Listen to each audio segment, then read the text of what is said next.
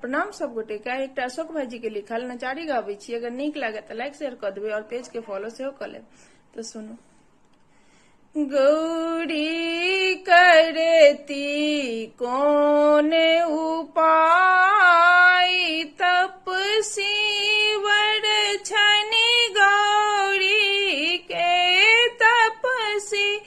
वर छनि गौरी के, करती कौन उपाय, गौरी करती कौन उपाय, मरे खाहा एक बूढ़े बरद के, कोना क देती नमाई, मरे खाहा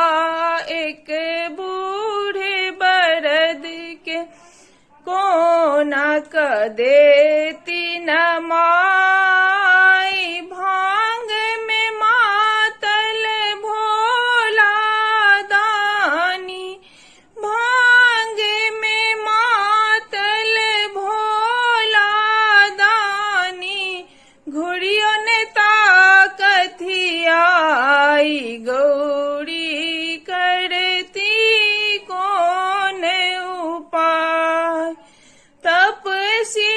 वर छनि गौरी के, तपसी वर छनि गौरी के, करती कौन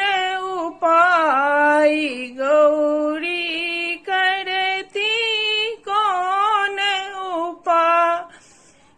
जगबत जगबत थकली गौरी, बसलथ झूर झमाई,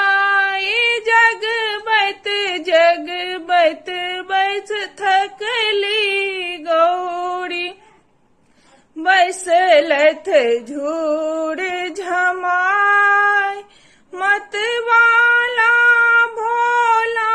शिव शंकर, मतवाला भोला शिव शंकर, सुतलनि भांग चबाई, गौरती कौन उपाय, तपसी वर छनि गौरी के, तपसी वर छनि गौरी के, करती कौन उपाय, गौरी करती कौन उपाय, कार्तिक गणपति दुनो बालक के,